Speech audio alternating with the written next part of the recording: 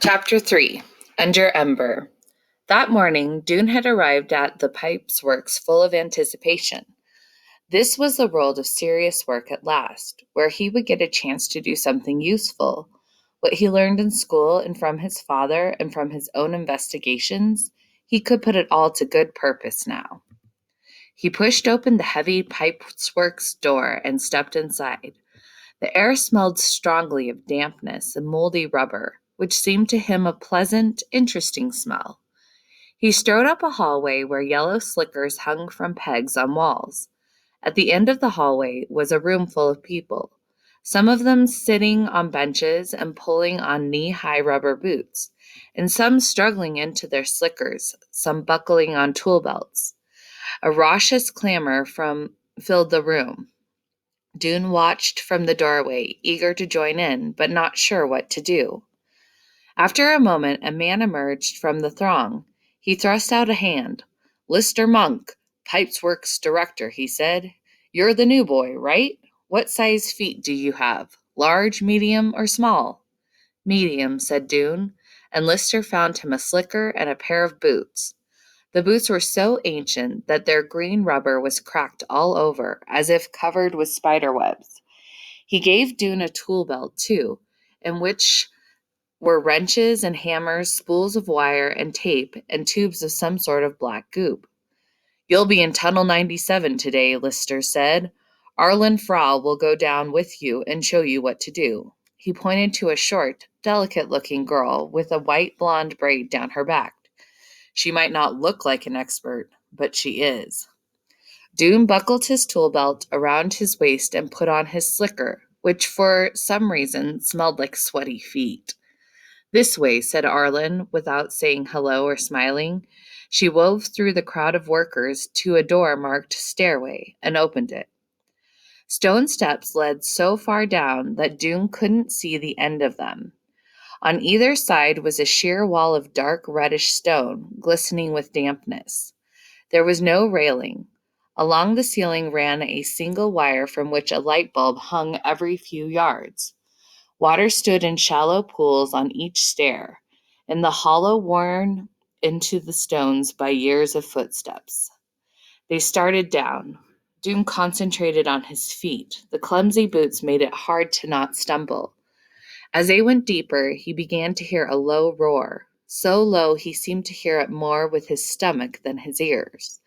It grew louder and louder. Was it a machine of some kind? Maybe the generator?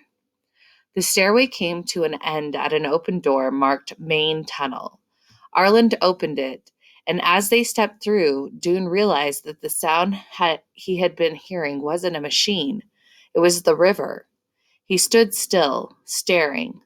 Like most people, he had never been really sure what a river was, just that it was water that somehow flowed on its own.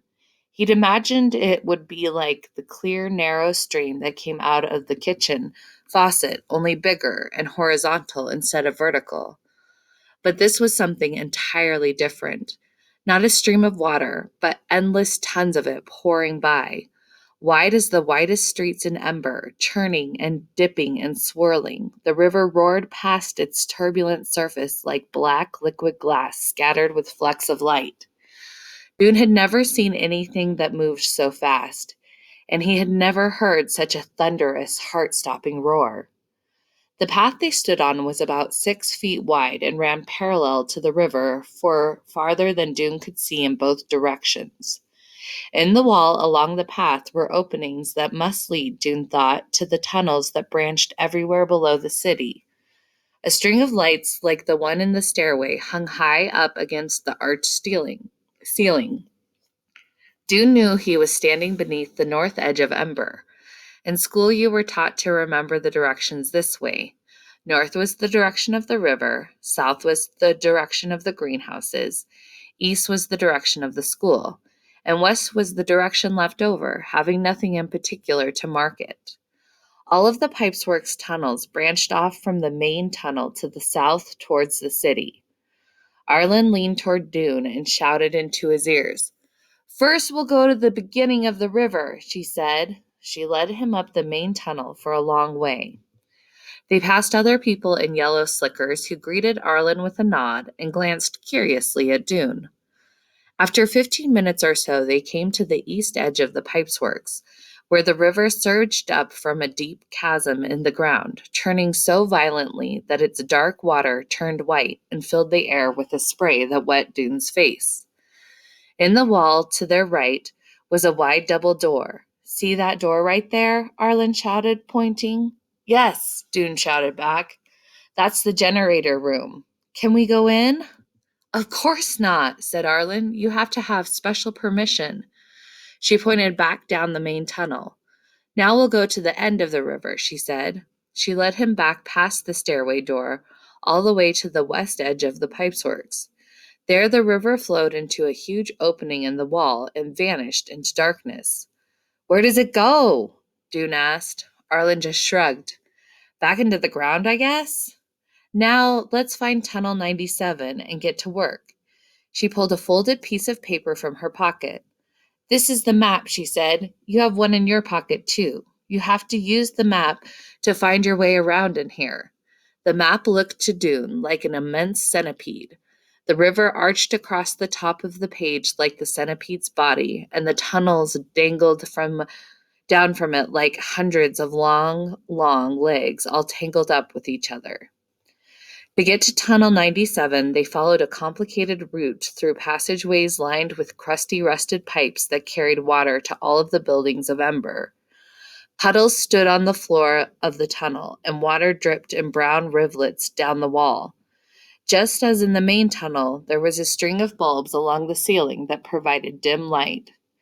Dune occupied his mind by calculating how far underground he was. From the river to the ceiling of the main tunnel must be 30 feet or so, he thought. Above that were the storerooms, which occupied a layer of at least 20 feet high.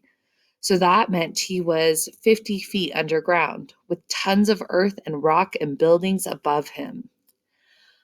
The thought made him tense in the shoulders. He cast a quick glance upward, as if all that weight might collapse onto his head.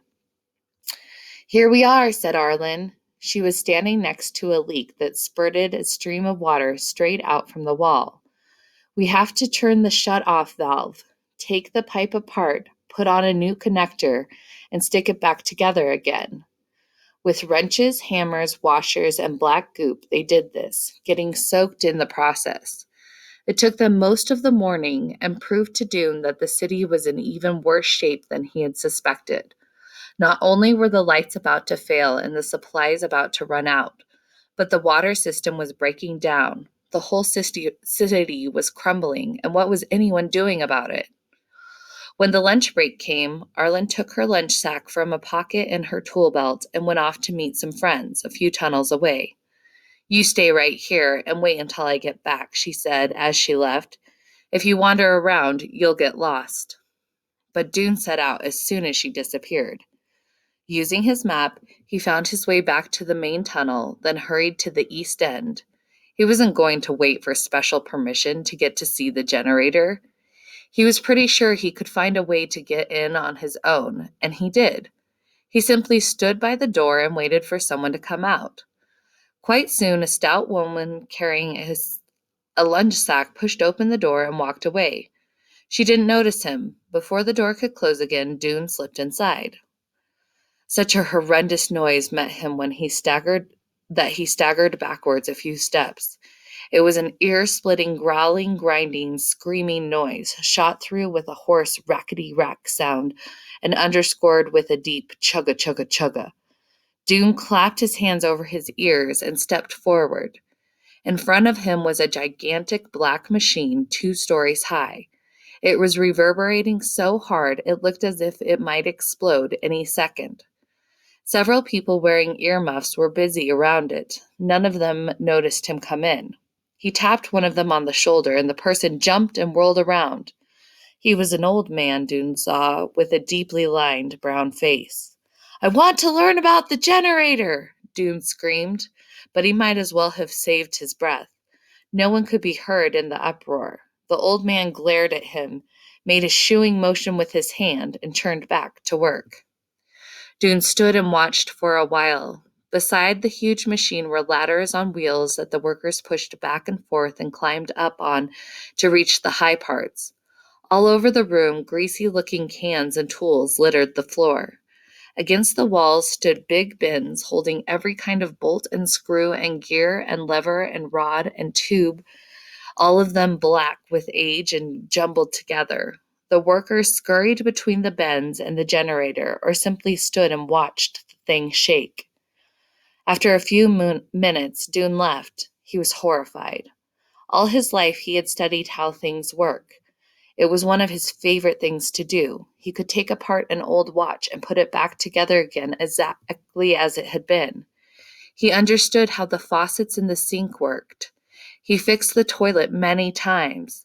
He'd made a wheeled cart out of the parts of an old armchair. He even had a hazy idea of what was going on in the refrigerator. He was proud of his mechanical talent.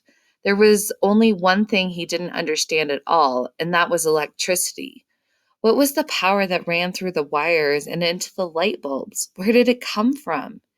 He had thought that if he could just get a look at the generator, he would have a clue he needed. From there, he could begin to work on the solution that would keep the lights of Ember burning. But one glimpse of the generator showed him how foolish he was. He'd expected to see something whose workings he could understand, a wheel churning, a spark being struck, some wires that led from one point to another. But this monstrous roaring thing, he wondered if anyone understood how it worked.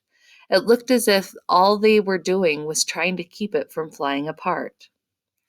As it turned out, he was right. When the day was over and he was upstairs taking off his boots and slicker, he saw the old man from the generator room and went to talk to him. "Can you explain to me about the generator?" he asked. "Can you tell me how it works?"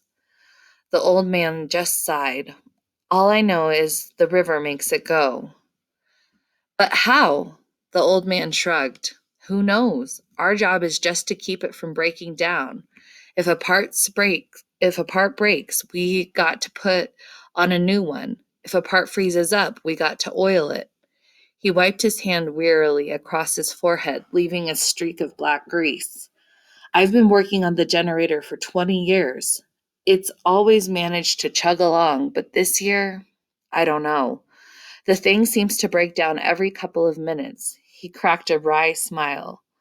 "Of course, I hear we might run out of light bulbs before that, and then it won't matter if the generator works or not."